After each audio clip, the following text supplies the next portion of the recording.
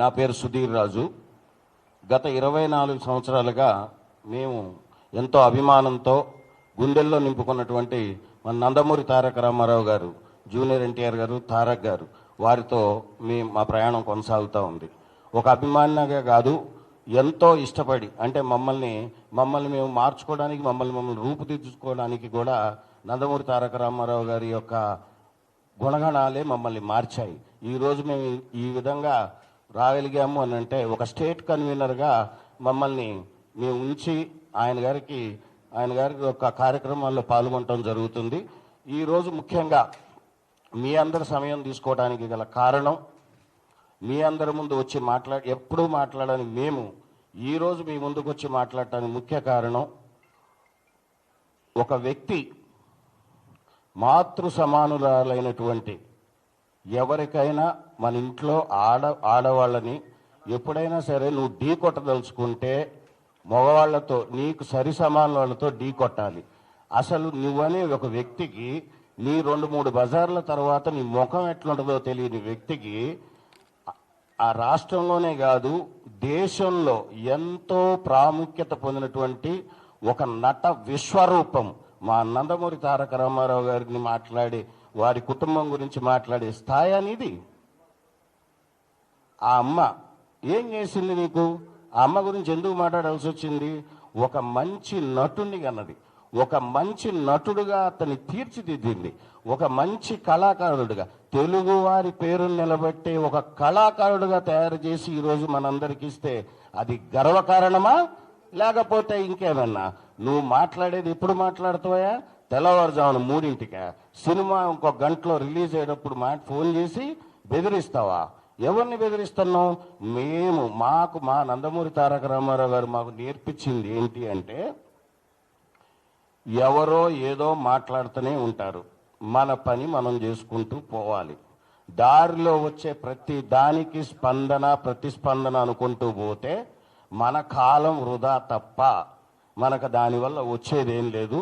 ప్రజలకు అన్నీ తెలుసు అని స్పష్టంగా మాకు మొదటి రోజు నుంచి ఆయన గారు మాకు నేర్పించినటువంటి ఒక పద్ధతి. మేము ఏనాడు కూడా ఎంతమంది ఎన్ని రకాలుగా ఎన్నున్నా సరే, బాబు వీళ్ళు ఎన్నంటే కూడా వద్దు వద్దు అని ఇదే తప్ప ఆయన ఏనాడు కూడా తప్పుడు, అంటే వేరే రకమైన ప్రోద్బలాలకు పోవద్దు. మీరు మన నటన మన దానితోనే మన ప్రజల ముప్పు పొందుదామని చెప్పిననే పోయారు.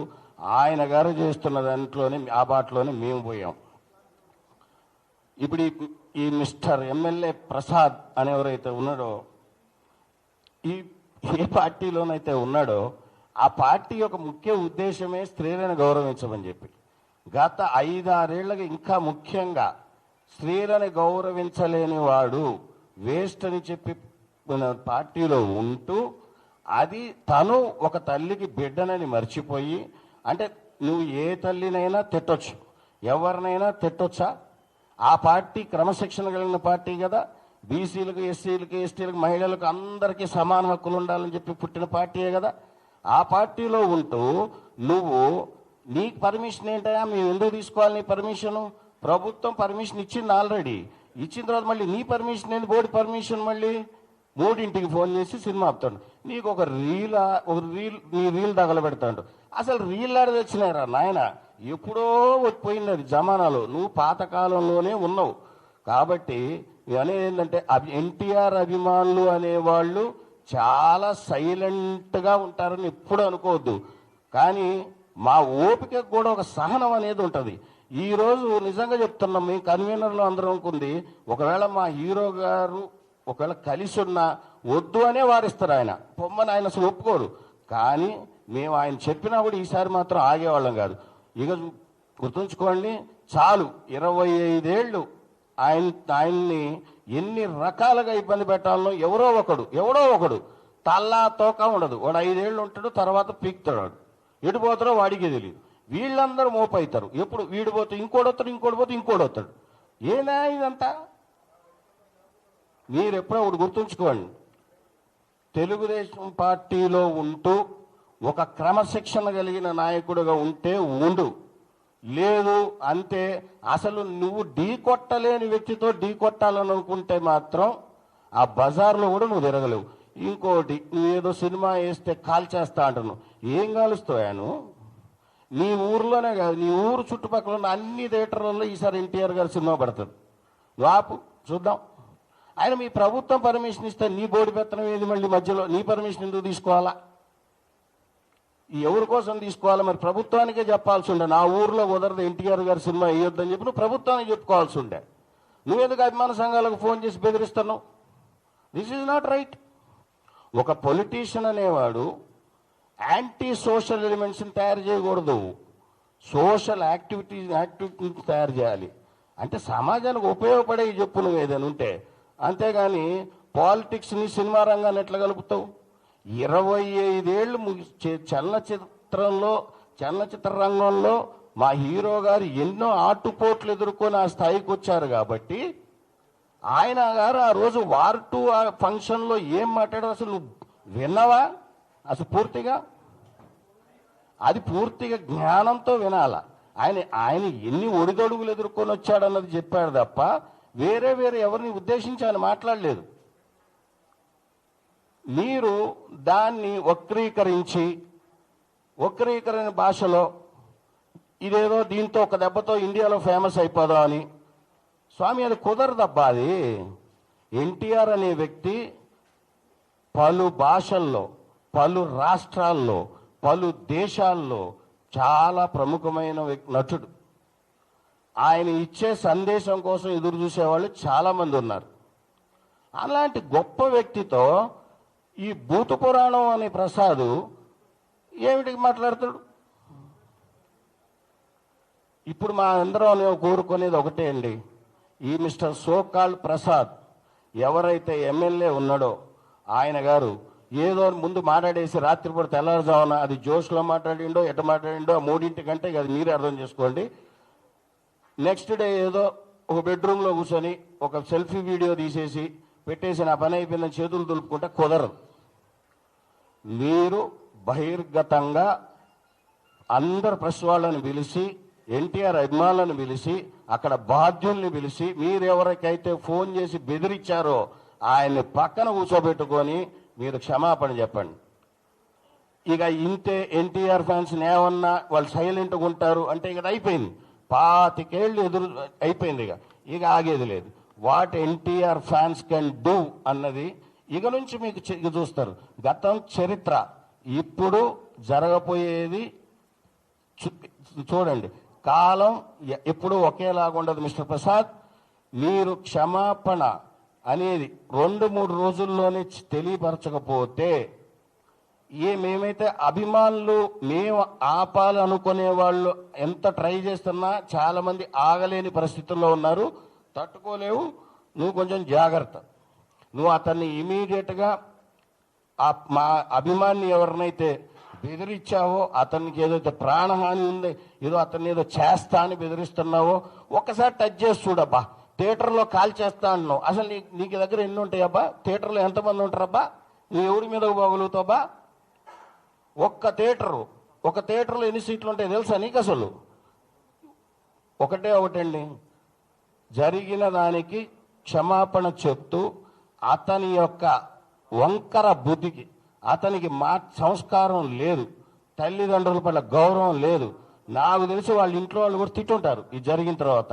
ఆ 3 టైంలో జరిగింది. తర్వాత అతను పశ్చాత్తాపడి ఉన్నాడో లేదో మనకి తెలియదు. కానీ అతనిని క్రమశిక్షణ కలిగినటువంటి ఒక పార్టీగా పెద్ద ఆయన స్థాపించింది, నందమూరి తారక రామారావు గారు స్థాపించిన పార్టీలో ఒక ఎమ్మెల్యేగా ఉన్నాడు. కాబట్టి ఆయన మీద యాక్షన్ తీసుకుంటేనే రాబోయే తరాలు, రాబోయే ఎమ్మెల్యేలు ఎవరైనా సరే, యువకులైనా సరే, అనుభవజ్ఞులైనా సరే, నందమూరి వారి ఫ్యామిలీ జోలికి రావాలంటే భయం ఉండాలి.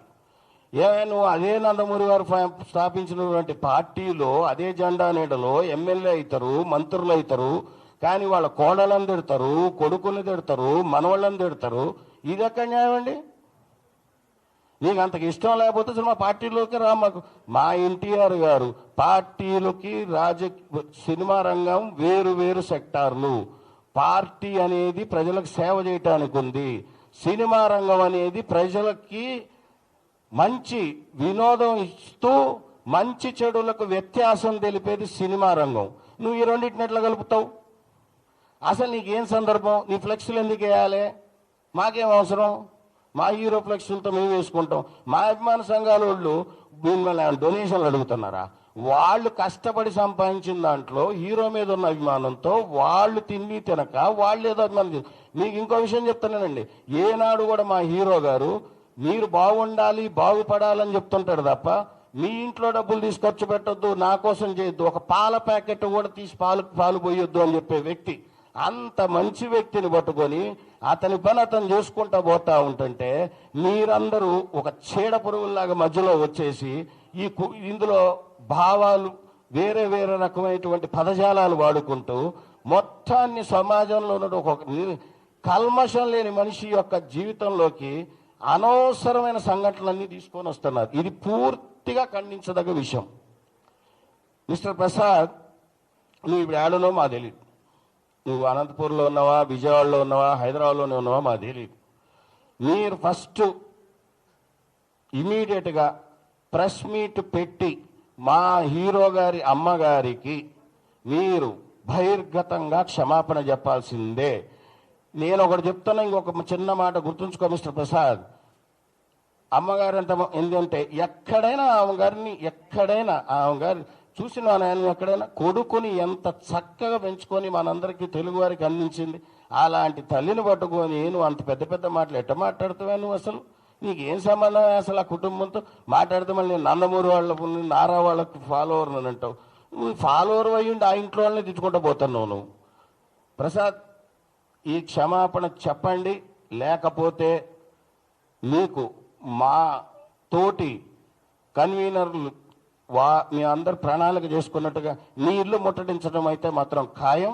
పార్టీ వారికి కూడా పెద్దలకు ఒక విన్నపం, గతంలో కూడా చాలామంది నాయకులు మా నందమూరి తారక రామారావు గారి గురించి దుర్భాషలు ఆడినా మేము దాన్ని ఎంతో సహించి ఓపికతో మేమేం మాట్లాడకుండా ఉన్నాం.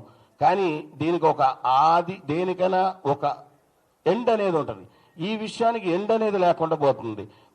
మన పార్టీలో ఉంటూ మన ఎమ్మెల్యే అయ్యిండి మహిళలకు ఎంతో గౌరవం ఇచ్చే పార్టీ అని చెప్పుకొని మన దాంట్లోనే ఇలాంటి విషయాలు రిపీట్ అవుతున్నాయి. కాబట్టి ఒకళ్ళపై చర్య తీసుకుంటే ఇది ఇకపై ఎవరు ఎలాంటి వాటికి దుస్సాహసానికి పాల్పడరు అన్న ఒక దీని విషయంతో మీకు దయచేసి మీ అందరికి రిక్వెస్ట్ చేసేది ఏంటంటే పార్టీ పెద్దలకి దీనిపై క్రమశిక్షణ చర్య ఇమీడియట్గా ప్రసాద్ గారి పని తీసుకోవాలని చెప్పి మా నందమూరి తారక రామారావు గారి అభిమానుల తరఫున మేము అక్కడ లోపల ప్రభుత్వాన్ని మేము రిక్వెస్ట్ చేస్తున్నాం.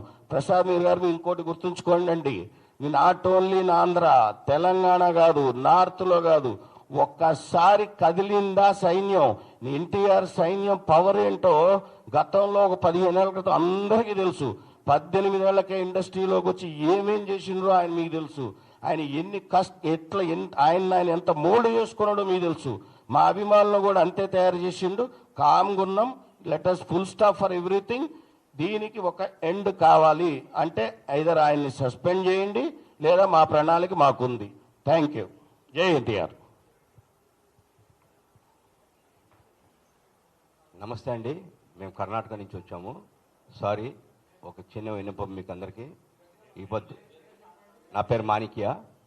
ఈ పొద్దు నందమూరి పెద్దకోడ కర్ణాటక బెంగళూరు అండి, బెంగళూరు. ఈ పొద్దు ఒక చిన్న ఇన్సిడెంట్ జరిగింది రామారావు కుటుంబంలో. దానికోసం జయకృష్ణ వాళ్ళ మిస్సెస్ కోసం 2 నిమిషాలు మేము మౌనం పాటించి తర్వాత మాట్లాడతామండి. Thank you.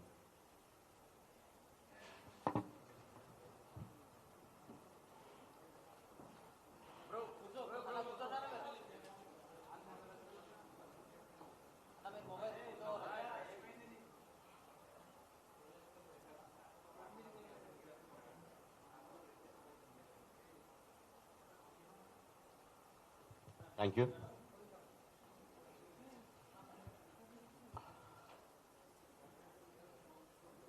పాత్రికేయ మిత్రులకు అందరికీ నమస్కారం. ఇవాళ మేము బెంగళూరు నుంచి వచ్చామండి. మేము ఏంటంటే కొద్ది ఫస్ట్ టైం కాబట్టి కొద్ది టెన్షన్ ఉంటుంది. సారీ. ఏంటంటే మా హీరో అని ఒక అనంతపురం ఎమ్మెల్యే ప్రసాద్ గారు చాలా మాట్లాడినారు. మా ఫ్రెండ్స్ అందరూ చెప్పారు ఆ మాటలు. కానీ తెలుగుదేశం పార్టీ అనేది మహిళలకి చాలా గౌరవం ఇచ్చే పార్టీ అండి. అలాంటి తెలుగుదేశం పార్టీలో ఉండే కోడలు అంటే రామారావు గారు కోడల్ని అదే ఎమ్మెల్యే అదే పార్టీలో ఎమ్మెల్యే విమర్శిస్తే మేము అడిగేది ప్రసాద్ గారిని సారీ అడగటం లేదండి. ప్రసాద్ గారిని పార్టీలో నుంచి సస్పెండ్ చేయాలండి. మేమందరం తెలుగుదేశమే, ఇక్కడ ఉండే వాళ్ళంతా తెలుగుదేశమే, మా హీరో కూడా తెలుగుదేశమే. అలాంటి కోడల్ని తిట్టిన మనిషిని వీళ్ళు సస్పెండ్ చేయకుండా ఇంకా వెయిట్ చేస్తున్నారండి. మేము చంద్రబాబు నాయుడు గారికి కానీ మన హోమ్ మినిస్టర్ అనిత గారికి రిక్వెస్ట్ చేయటం ఏంటంటే మహిళలకు గౌరవించే పార్టీలో అదే ఇంటి కోడలకి అవమానం జరిగినప్పుడు ఇంకా ఎందుకు వెయిట్ చేస్తున్నారో మాకు అర్థం కాలేదు. దయచేసి దీని గురించి పెద్దలు వాళ్ళని ఇమ్మీడియట్గా సస్పెండ్ చేయాలి. ప్రసాద్ గారు సారీ మాకు అక్కర్లేదు, అయిపోయింది, అతను సస్పెండ్ చేయాలి. మా రిక్వెస్ట్ అది. Thank you.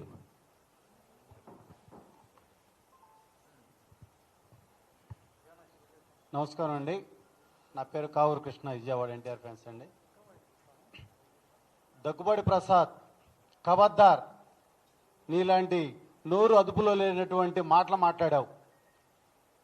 నందమూరి శాలిని అమ్మగారి మీద నువ్వు మాట్లాడిన సభ్య సమాజం చేదరించుకునే విధంగా చాలా వికృతంగా మాట్లాడావు. నువ్వు మాట్లాడే మాటలు ఇక చాలి.